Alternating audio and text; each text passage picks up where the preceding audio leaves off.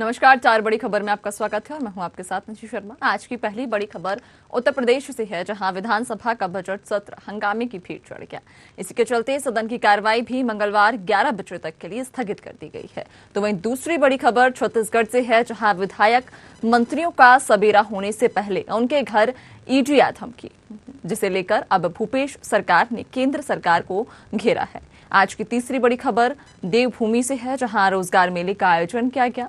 चौथी और आखिरी बड़ी खबर राजधानी भोपाल से है, जहां मंत्री सारंग ने कई बड़ी घोषणाएं की हैं। तो आइए शुरू करते हैं चार बड़ी खबर।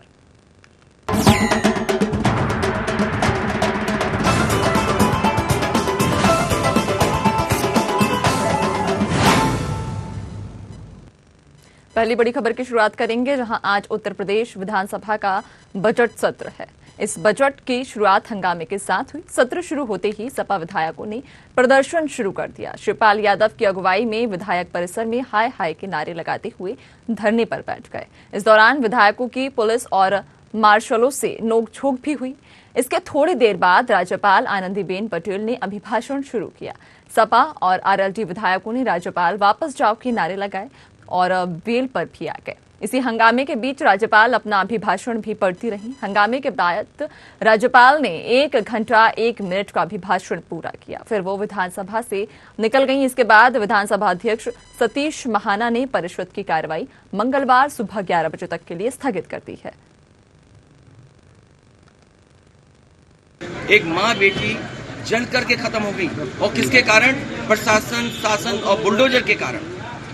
जो माँ बेटी की जान गई है उसका कारण है सरकार, प्रशासन और बुलडोजर। क्या आज के समय पर बुलडोजर चलाएंगे आप? बुलडोजर लेकर के घूम रहे हो और उम्मीद करते हो कि इन्वेस्टमेंट आएगा। आप बताइए, सपने कितने बड़े दिखा रहे हो, कितने बड़े सपने जो अपने गमले नहीं बचा पा रहे, पेड़ पौधे सूख गए हों, उनसे क्या उम्मीद करो कि इन्वेस्टमेंट आएगा? सड़क पर देखिए, सब सूख गया, सब खत्म हो गया, जैसा था वैसा ही दिख रहा है। तो ये सरकार दोनों मिलकर के किसान, नौजवान और व्यापार को बर्बाद करने पे लगी है। तो पहली बड़ी खबर आपको उत्तर प्रदेश से बता रहे हैं, जहां आज विधानसभा का बजट सत्र कल यानी मंगलवार सुबह 11 बजे तक के लिए स्थगित कर दिया है। इस खबर पर ज्यादा जानकारी देंगे हमारे साथ संवाददाता प्रशांत राव जुड़ चुके हैं। प्रशांत, आज विधानसभा का, उत्तर प्रदेश विधानसभा का बजट सत्र था, जो कि कल यानी कि मंगलवार सुबह 11 बजे तक के लिए स्थगित कर दिया है। और अगर देखा जाए तो इस बजट सत्र में काफी हंगामा भी देखने को मिला। चाचा भतीजा की जो जोड़ी थी वो इस सत्र में काफी दमखम के साथ में नजर आई। जी नैन्सी, बिल्कुल। देखिए, उत्तर प्रदेश में आज विधानसभा बजट सत्र शुरू हुआ था और आज से 10 मार्च तक ये चलना है। लेकिन पहले ही दिन जब आज राज्यपाल का अभिभाषण होना था विधानसभा सत्र शुरू होने से पहले, तो वह हंगामे की भेंट चढ़ गया। मुख्य विपक्षी दल समाजवादी पार्टी और आरएलडी दोनों सदस्य जो है बेल में आकर सबसे पहले राज्यपाल वापस जाओ के नारे लगाना शुरू कर दिया।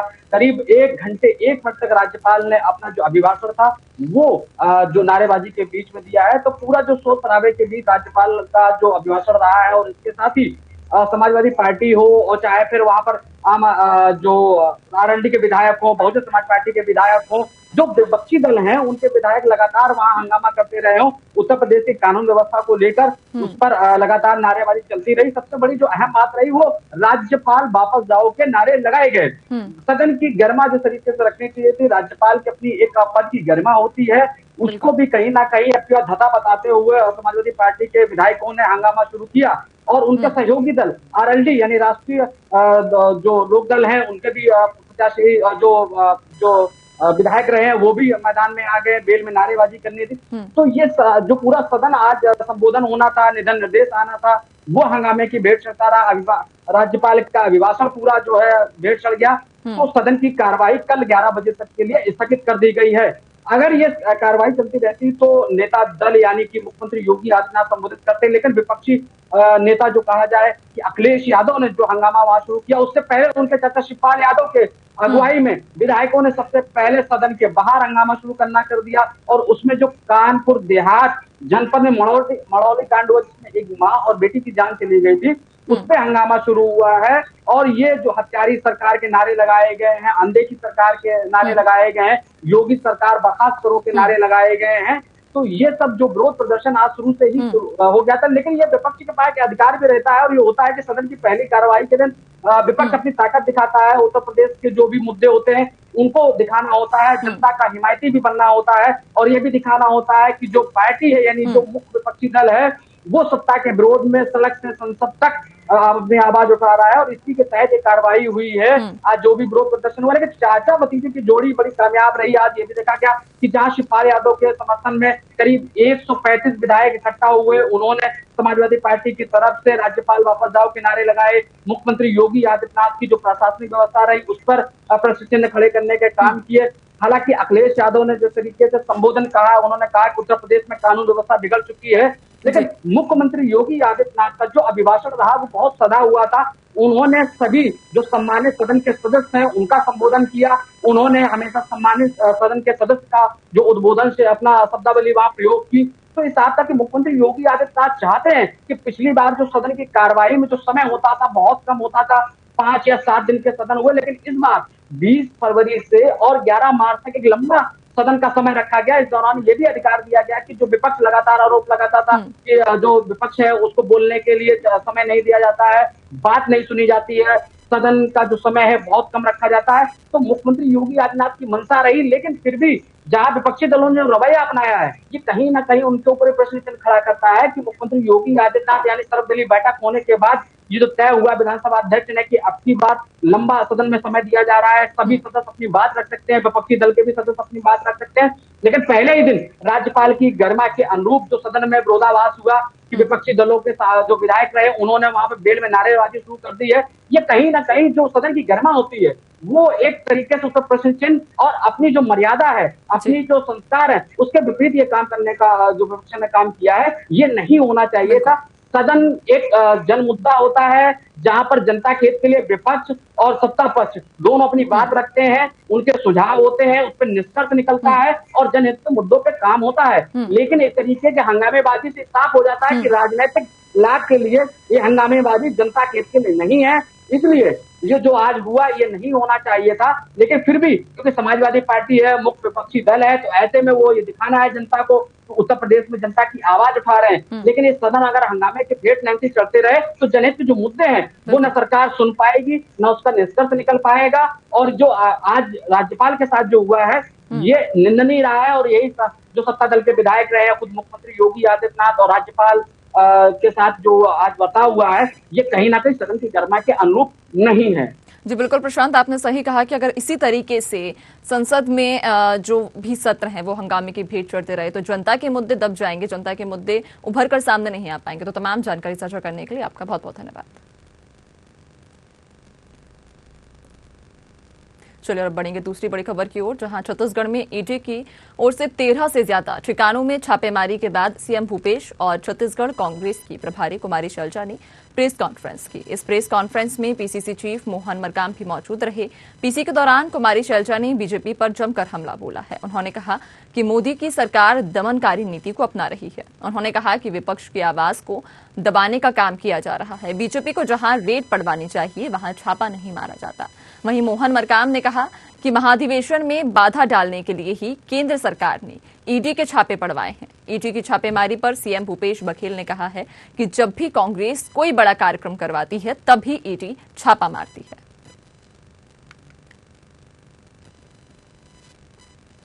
छत्तीसगढ़ में जो राष्ट्रीय महाधिवेशन होने वाला है सब लोगों की निगाह यहां लगी हुई है और इस अधिवेशन में रोड मैप तैयार होगा 2024 का, 2023 की विधानसभाओं का। उससे भारतीय जनता पार्टी घबराई हुई है और इस घबराहट के कारण से ये कार्यक्रम सफल न हो, इसके लिए इस प्रकार से निम्न स्तर के हथकंडे भारतीय जनता पार्टी की सरकार ने अपनाया है, जिसकी जितनी निंदा की जाए कम है। क्योंकि सबको पता था कि ये ठीक अधिवेशन के पहले ये रेड करेंगे। हम लोग भी उस तैयारी में हैं। हमारा अधिवेशन किसी भी हालत में कितना भी कोशिश कर ले भारतीय जनता पार्टी की सरकार या भारतीय जनता पार्टी के लोग, असफल नहीं होंगे, बल्कि इससे और ज्यादा सफलता हमको मिलेगी। हमारे लोग, जनता इनकी बात को समझ नहीं रही। हम इनकी एक एक बात को बेनकाब करेंगे। कांग्रेस पार्टी आम लोगों की आवाज को दबने नहीं देगी और ये किसी भी तरह के हथकंडे अपनाएं। हमारी आवाज, आपकी आवाज, लोगों की आवाज कमजोर नहीं होने देगी। आज जो हुआ, करीबन आधा दर्जन हमारे साथियों के साथ उन पर ईडी की रेड हुई और भी कितनों के ऊपर करें, हम पीछे हटने वाले नहीं। रामगोपाल अग्रवाल जी, गिरीश देवांगन जी, सनी अग्रवाल जी, आरती सिंह जी, देवेंद्र यादव जी, विनोद तिवारी जी और भी अन्य साथियों की खबर मिल रही, इन पर रेड चल रही।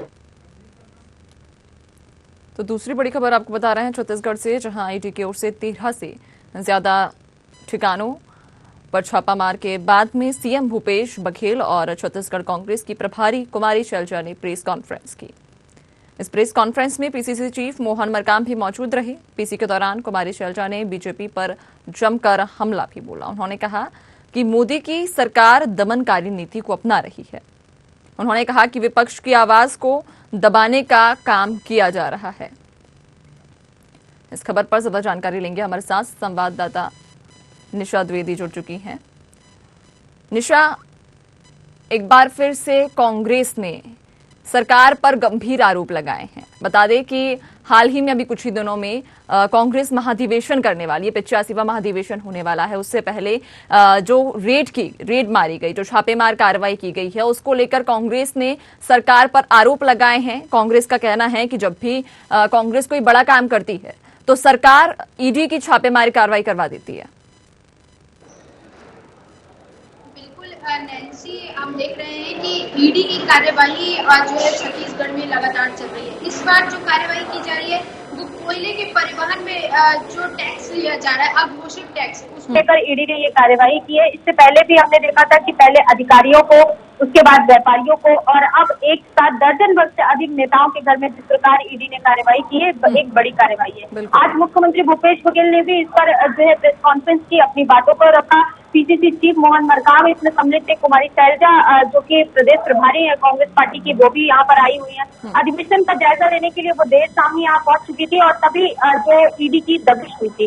कल देर रात से ही हमने देखा था कि ईडी हर जगह पर जो है जो झांका ताकी है वो चल रही थी उनकी, और आज सुबह ही खबर आती है कि जो 1 दर्जन से ज्यादा नेता हैं, जिसमें कई विधायक शामिल हैं, कई जो वरिष्ठ नेता हैं उनके नाम भी शामिल हैं, जैसे देवेंद्र यादव की अगर हम बात करते हैं, आरती सिंह की बात करते हैं, तो ये तमाम बड़े नाम जो है इस वक्त शामिल हैं। और इसमें सबसे बड़ा नाम जो है रामगोपाल अग्रवाल जी का, जो कि इस समय अधिवेशन का जो पूरा बागडोर है वो देख रहे हैं। तो बड़ी कार्यवाही है। और इसी के साथ जो मुख्यमंत्री भूपेश बघेल ने भी अपने बयान में यही कहा जब प्रेस कॉन्फ्रेंस कर रहे थे कि ये सब भारतीय जनता पार्टी की साजिश है, जिसके तहत जो अधिवेशन है उस पर खलल पैदा करने के लिए इस प्रकार की कार्यवाही की जा रही है। पहले भी इस प्रकार की कार्यवाही करने को की गई है। उन्होंने कई बार गिनवाया कि 24 बार जब ईडी ने इस प्रकार की दबिश दी है और जो कार्यवाही है वो की है। पहले जब वो असम के चुनाव की बात कर रहे थे मुख्यमंत्री भूपेश बघेल की, जब हम असम गए तब ईडी ने यहाँ पर दबिश दी। उसके बाद जब हम हिमाचल प्रदेश के दौरे पर थे तब भी ईडी ने दबिश दी।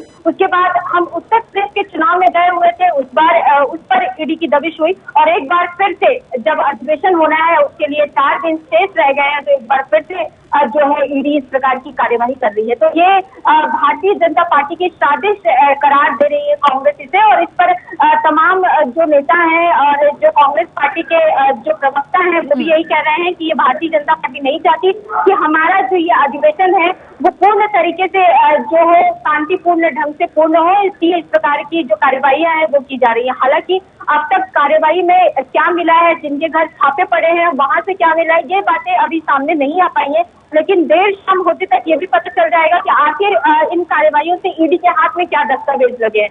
और ईडी की जो लिंक है जहाँ से इन तमाम लोगों के घरों में 1 दर्जन से ज्यादा जो नेता है उनके घरों तक ईडी पहुंची, तो किस प्रकार यहाँ तक पहुंची इसकी भी जानकारी भूपेश बघेल ये कह रहे थे कि वो जानकारी लेंगे कि आखिर इस प्रकार की जो ईडी की दबिश थी ये किस प्रकार हो पाई है। तो अधिवेशन को देखते हुए ये एक बड़ी ईडी की दबिश थी और इसी के साथ कांग्रेस पार्टी अब और सतर्क हो गई है और वो कह रही है कि वो किसी से नहीं डरती, न केंद्र सरकार से, न राज्य में विपक्ष से, बल्कि अब और जोर शोर से गाजेबाजी के साथ जो अधिवेशन है वो कांग्रेस पार्टी करेगी और इसी के साथ जो जवाब है मुंहतोड़ वो भी देने की कोशिश करेगी। जी नैन्सी।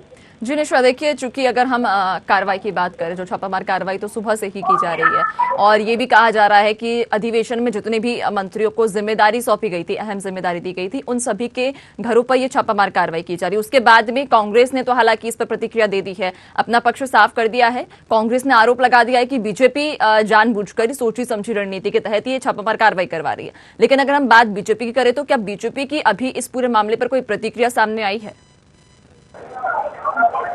बिल्कुल, बीजेपी शुरू से ये कहती आ रही है, पूर्व मुख्यमंत्री डॉक्टर रमन सिंह का भी बयान आया था कि ईडी अपनी कार्रवाई कर रही है और जहां जहां पर ईडी की कार्रवाई हो रही है, जहां पर भी उनसे लग रहा है कि कुछ झोल झपाटा चल रहा है, वहां पर इस प्रकार की कार्रवाइयां कर रही है। तो इसमें किसी को संशय नहीं होना चाहिए। ये मुख्यमंत्री माफ कीजिएगा, ये पूर्व मुख्यमंत्री डॉक्टर रमन सिंह का बयान था कि इस पर किसी को संदेह नहीं होना चाहिए और ईडी अपना काम कर रही है, उसे निर्विरोध होकर उन्हें उनका काम करने देना चाहिए। लेकिन जिस प्रकार कांग्रेस का ये कहना है कि जिस प्रकार कांग्रेस पार्टी को, सत्ताधारी पार्टी को टारगेट बनाया जा रहा है, उसके लोगों पर जिस प्रकार कार्रवाई की जा रही है, इससे कांग्रेस पार्टी नाखुश है। और जिस प्रकार मुख्यमंत्री भूपेश बघेल ने गिनाया कि जब हम असम के चुनाव करते, हिमाचल प्रदेश के चुनाव करते, उत्तर प्रदेश के चुनाव करते और एक बार जब महाधिवेशन होना है उस वक्त ईडी की जो कार्रवाई हो रही है वो तेज हो जाती है। उनके नेताओं को जो है बंदी बना दिया जाता है, उनके नेताओं पर जो है कार्रवाई की जाती है। और इससे पहले हम देखेंगे कि अफसरों की भी जिस प्रकार कार्रवाई की जा रही थी, कई सारे अफसरों को गिरफ्तार किया गया था। मुख्यमंत्री भूपेश बघेल की ओएसडी सौम्या चौरसिया को जिस प्रकार गिरफ्तार किया गया था, तो तमाम ऐसे नाम हैं जिन पर ईडी लगातार अपना शिकंजा कसती हुई नजर आ रही है। और इसी से नाखुश होकर आज जिस प्रकार 1 दर्जन से ज्यादा नेताओं को जो है ईडी ने जिनके घरों पर दबिश दी है, उसको देखते हुए आज की जो नीति थी मुख्यमंत्री भूपेश बघेल की, वो बेहद महत्वपूर्ण हो जाती है। उनके कहे गए एक एक शब्द जो है वो महत्वपूर्ण हो जाते हैं, क्योंकि उन्होंने अपनी बात रखने की पूरी कोशिश की थी। क्योंकि जितने भी राष्ट्रीय स्तर के नेता हैं वो कुछ ही दिनों में जो है आज से छत्तीसगढ़ आएंगे महाधिवेशन के लिए। राहुल गांधी, प्रियंका गांधी, सोनिया गांधी, तमाम बड़े नेता जो है वो आएंगे। 21 तारीख को केसी वेणुगोपाल का भी दौरा है। तो इन सबके मद्देनजर कहीं ना कहीं कांग्रेस की जो जिम्मेदारी है वो बढ़ जाती है। लेकिन अगर हम विपक्ष की बात करते हैं तो विपक्ष अभी भी यही कह रहे हैं कि ये जहां जहां पर ईडी कार्रवाई कर रही है वहां पर जब सूचनाएं मिलती हैं या फिर कोई झोल झपाटा दिखता है तो ही ईडी वहां पर आ रही है। तो इससे जो है कांग्रेस अनर्थ में ना ले और इस प्रकार के अंतशंत बयान न दे। ये जो बीजेपी की तरफ से, चाहे उनके प्रवक्ता हो, चाहे पूर्व मुख्यमंत्री डॉक्टर रमन सिंह के बयान हो या फिर अरुण साहब का बयान हो, तो तमाम लोग जो है तमाम जानकारी साझा करने के लिए आपका बहुत बहुत धन्यवाद। और अब रुक करेंगे तीसरी बड़ी खबर की ओर, जहां देश भर में हर साल 10 लाख नौकरियों के प्रधानमंत्री नरेंद्र मोदी के संकल्प को साकार करने के लिए उत्तराखंड सरकार ने प्रदेश के युवाओं के लिए रोजगार मेले का आयोजन किया है, जिसमें मुख्यमंत्री पुष्कर सिंह धामी ने सरकारी विभागों में नौकरी पाने वाले अभ्यर्थियों को नियुक्ति पत्र भी वितरित किए। मुख्यमंत्री पुष्कर सिंह धामी ने इस मौके पर प्रदेश के युवाओं से अपील करते हुए कहा कि युवा परीक्षा की तैयारी करते रहें, उनके लिए राज्य सरकार रोजगार उपलब्ध कराने में लगी हुई है। मुख्यमंत्री पुष्कर सिंह धामी ने यह भी कहा कि प्रधानमंत्री नरेंद्र मोदी के सपने को साकार करने और युवाओं को रोजगार उपलब्ध कराने के लिए राज्य सरकार ने संकल्प लिया है, जिसे वह पूरा भी कर रही है। राज्य सरकार युवाओं को रोजगार देने के लिए प्रदेश में रोजगार मेले के माध्यम से युवाओं को रोजगार से जोड़ने का काम कर रही है। देश के अंदर माननीय प्रधानमंत्री आदरणीय नरेंद्र मोदी जी के नेतृत्व में अगले वर्षों में 10 लाख जो नौकरियों के दिए जाने का संकल्प लिया है, उसी क्रम में उत्तराखंड के अंदर भी हमारे यहाँ जो भी पद रिक्त हैं उन सभी के कैलेंडर आयोगों ने जारी कर दिए हैं और जो अभी अन्य पद हैं उन पर भी जल्दी भर्ती की प्रक्रिया प्रारंभ होगी। अध्याचन भेजे जाएंगे, आयोग को उन पदों की रिक्तियों की सूचना भेजी जाएगी और हमारा प्रयास है कि तेज़ी से सभी भर्तियां हों और इसी प्रकार से जो हमारे रोजगार मिले हैं वो आयोजित किए जाए। और मैं सभी नौजवान युवा भाई बहनों से सबसे कहना चाहता हूं कि सभी लोग अपनी जो परीक्षा की तैयारियां हैं उन परीक्षाओं की तैयारियां करें और सभी समय पर भर्ती परीक्षाएं आयोजित की जाए। तो तीसरी बड़ी खबर आपको बता दें, जहां देश भर में हर साल 10 लाख नौकरियों के प्रधानमंत्री नरेंद्र मोदी के संकल्प को साकार करने के लिए उत्तराखंड सरकार ने प्रदेश में युवाओं के लिए रोजगार मेले का आयोजन किया, जिसमें मुख्यमंत्री पुष्कर सिंह धामी ने सरकारी विभागों में नौकरी पाने वाले अभ्यर्थियों को नियुक्ति पत्र भी वितरित किए हैं। मुख्यमंत्री पुष्कर सिंह धामी ने इस मौके पर प्रदेश के युवाओं से अपील करते हुए कहा कि युवा परीक्षा की तैयारी करते रहें। इस खबर पर ज्यादा जानकारी के लिए हमारे साथ में वरिष्ठ पत्रकार नीरज कोहली जुड़ चुके हैं। नीरज जी, आपका बहुत बहुत स्वागत है न्यूज़ आवर में। मैडम नमस्कार जी। नीरज जी, देखिए, अगर कुछ दिन पहले की हम बात करें तो उत्तराखंड में जेई और जेई की परीक्षा भर्ती घोटाले के मामले सामने आए थे, जिसके बाद से काफी इस मामले ने तूल पकड़ा था। कई जो परीक्षार्थी थे, जो बच्चे थे, उन्होंने भी विकराल प्रदर्शन किया था, लाठीचार्ज भी किया गया था और उसके बाद में हालांकि सरकार ने नकल विरोधी कानून भी लेकर आ गई थी। और आज अगर हम बात करें तो जो भी अभ्यर्थी हैं नौकरी पाने वाले सरकारी विभाग में, उन्हें नियुक्ति पत्र सौंपे गए हैं। क्या कुछ कहेंगे इस मामले पर आप? देखें, इसमें कोई दोहराई नहीं, जो बात आप कह रही हैं वही बात मैं भी कह रहा हूं कि प्रदेश में कुछ समय से युवाओं की दृष्टिगत जो है माहौल काफी खराब चल रहा था, क्योंकि जितनी परीक्षाएं हुई पिछले दिनों लगातार या पहले में जो पूर्व में परीक्षाएं हुई, हर परीक्षा में कहीं ना कहीं कोई गड़बड़ झाला या कोई ना कोई भ्रष्टाचार निकल के आ रहा था। और उसके बाद देखें कि प्रदेश में किस तरीके से जो है युवाओं में आक्रोश और चारों तरफ जो है निराशा और हताशा थी बिल्कुल। और उनके प्रदर्शन, जिस तरीके से वो प्रदर्शन कर रहे थे और फिर उन्होंने अपना आपा खो दिया, धैर्य खो दिया। स्वाभाविक है कि जब आदमी हताश और निराश होता है तो आपा खो ही देता है। और फिर वो लाठीचार्ज हो गया, ये सब चीजें हुई और उसके बाद से फिर सरकार नकल अध्यादेश लेके आई। ये सरकार का पॉजिटिव कदम था कि सरकार की मंशा और इंटेंशन बिल्कुल साफ दिखाई देती है कि पीछे जो हुआ अब आगे जो है वो सब चीजें जो है ठीक होनी चाहिए, पारदर्शी तरीके से परीक्षाएं होनी चाहिए और युवाओं को अच्छे से अच्छे, ज्यादा से ज्यादा जो है रोजगार के अवसर मिले, स्वरोजगार के अवसर मिले। उसी की दृष्टिगत मुझे लगता है कि आज जो रोजगार मेला लगा हुआ था, रोजगार मेले का जो आयोजन किया गया, जिसमें मुख्यमंत्री ने बहुत सारे युवाओं को जो है कई विभागों से संबंधित जो है नियुक्ति पत्र भी बांटे। और सबसे बड़ी अहम बात आज ये रही कि प्रधानमंत्री ने भी जो है उत्तराखंड प्रदेश को जो है मतलब एक किस्म से बहुत करीब से, बहुत नजदीक से एक्नॉलेज करते हुए यहाँ के युवाओं को और शुभकामनाएं भी दी और बधाई भी दी और एक बार फिर इस बात को जताया कि भाई केंद्र सरकार जो है हर तरीके से, हर प्रकार से जो है उत्तराखंड के साथ खड़ी है। पहाड़ की जवानी और पहाड़ का पानी जो है यहाँ इस प्रदेश के काम आना चाहिए और इससे जो भी पॉजिटिव होगा, जो भी मदद होगी, वो केंद्र सरकार हर संभव मदद भी उत्तराखंड को करेगी। तो ये एक बड़ी अहम बात थी कि प्राइम मिनिस्टर जो है वो भी उन्होंने भी एक संदेश दिया और यहाँ के युवाओं को बधाई और शुभकामनाएं दी। और सरकार भी बहुत सारी चीजों को ठीक करने के लिए पॉजिटिव दिशा में आगे बढ़ रही है, यही कहूंगा मैं। जी नीरज जी, हमारे साथ जुड़ने के लिए, तमाम जानकारी साझा करने के लिए आपका बहुत बहुत धन्यवाद। तो चलिए अब बढ़ेंगे चौथी और आखिरी बड़ी खबर की ओर, जहां मध्य प्रदेश में 5 फरवरी से शुरू हुई विकास यात्रा के दौरान अलग अलग विधानसभाओं को अब तक करोड़ों की सौगात मिल चुकी है। इसी कड़ी में प्रदेश के कैबिनेट मंत्री विश्वास सारंग ने अपनी विधानसभा नरेला में एक बड़ी घोषणा की है। आज अपनी विकास यात्रा के दौरान मंत्री सारंग ने घोषणा करते हुए कहा कि भोपाल के करौंद चौराहे पर जल्द ही फ्लाईओवर बनाया जाएगा। लगभग 30 करोड़ की लागत से इस फ्लाईओवर को बनाया जाएगा, जिससे कि क्षेत्र के लोगों को ट्रैफिक जाम की परेशानी से निजात मिलेगी। इस बारे में मंत्री सारंग ने बताया कि नरेला में अब तक कई आरओबी बनाए गए हैं और अब करौंद चौराहे पर एक फ्लाईओवर बनाएंगे। एयरपोर्ट के रास्ते से जो ट्रैफिक आता है उसके लिए इसे बनवाया जा रहा है।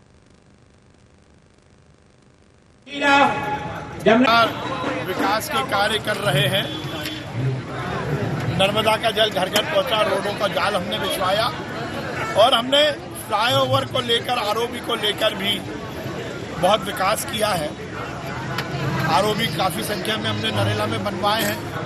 आज हमने निर्णय लिया है कि करौंद चौराहे पर एक हम फ्लाईओवर बनवा रहे हैं जो लगभग 30 करोड़ का बनेगा, जिससे करौंद चौराहे की जो ट्रैफिक की समस्या है वो पूरी तरह से निदान हो जाएगी। एयरपोर्ट के रास्ते से जो ट्रैफिक आता है गांधीनगर से होते हुए, उसके लिए हम एक फ्लाईओवर बनवा रहे हैं। इससे निश्चित रूप से करोड़ क्षेत्र की समस्या पूरी तरह से निदान होगी। हमारा संकल्प है कि हम करोड़ क्षेत्र को भोपाल का उपनगर बनाएं और उसकी जो भी सुविधाएं हैं, जो भी हमें व्यवस्थाएं करनी है वो हम कर रहे हैं। हमने कॉलेज लगभग बनकर तैयार हो गया, कॉलेज शुरू हो गया, उसकी नई बिल्डिंग हम बनवा रहे हैं। हॉस्पिटल का काम शुरू हो गया। संजीवनी क्लिनिक हमने हर वार्ड में शुरू करने का निर्णय लिया, उसके भूमि पूजन हो गए, उसकी बिल्डिंग बनना शुरू हो गई है। तो चौथी और आखिरी बड़ी खबर आपको बता रहे हैं भोपाल से, जहां नरेला विधानसभा में मंत्री सारंग ने एक बड़ी घोषणा की है। इस खबर पर ज्यादा जानकारी लेंगे, हमारे साथ में संवाददाता कृष्णा शर्मा जुड़ चुके हैं। कृष्णा, जो सरकार विकास यात्रा निकाल रही है उसके चलते अभी तक लोगों को करोड़ों की विकास कार्यों की सौगातें भी मिल चुकी हैं और आज इसी कड़ी में मंत्री सारंग ने नरेला विधानसभा में जनता को एक बार फिर से बड़ी सौगात दी है। फ्लाईओवर निर्माण करने की उन्होंने घोषणा की है। क्या इस घोषणा को विधानसभा चुनाव की लॉलीपॉप कह सकते हैं? देखिए, मध्य प्रदेश सरकार की बीजेपी जो सरकार है वो विकास यात्रा लगातार मध्य प्रदेश में निकाल रही है और अलग अलग क्षेत्रों में अलग अलग विकास के दावे किए जा रहे हैं, विकास के वादे किए जा रहे हैं, भूमि पूजन किया जा रहा है, लोकार्पण हो रहा है। और चूंकि नरेला विधानसभा क्षेत्र मंत्री विश्वास सारंग का क्षेत्र है और वहां पहले भी कई आरओबी बन चुके हैं और इस क्षेत्र में एक नए आरओबी की घोषणा की है विश्वास सारंग ने। जो करौंज क्षेत्र है वहां पे बहुत ही ज्यादा ट्रैफिक रहता है और वो चूंकि एक मेन रोड से एयरपोर्ट रोड से जुड़ा हुआ है इसलिए भी, और ग्रामीण क्षेत्र और शहर क्षेत्र को जोड़ता है, तो वो इलाका बहुत ही महत्वपूर्ण क्षेत्र है क्योंकि ग्रामीण इलाका से शहर को जोड़ने का, एयरपोर्ट से शहर को जोड़ने का, तो वो चौराहे में हमेशा ही ट्रैफिक रहती है। इसलिए जो विकास यात्रा चल रही है उस विकास यात्रा में मुख्यमंत्री जो शिवराज सिंह चौहान है उनकी मंशा अनुसार चिकित्सा शिक्षा मंत्री विश्वास सारंग ने एक घोषणा की है कि 30 करोड़ के फ्लाईओवर बनाया जाएगा जिससे कि एयरपोर्ट से डायरेक्ट बाईपास से जाया जा सके और गांव से जो सड़क मुड़ती है शहर की ओर उससे डायरेक्ट आया जा सके। तो ये जो दोनों फ्लाईओवर का निर्माण होगा, एक फ्लाईओवर से दोनों तरफ मोड़ा जाएगा, उससे निश्चित तौर से करौंज क्षेत्र के ट्रैफिक को बहुत बड़ी सुविधा मिलेगी और ये जो ट्रैफिक रहता है उससे निजात भी मिलेगी। जी कृष्णा, तमाम जानकारी साझा करने के लिए आपका बहुत बहुत धन्यवाद। तो फिलहाल इस खास कार्यक्रम में इतना ही। आप देखते रहिए न्यूज़ आर, हमें दीजिए इजाजत। नमस्कार।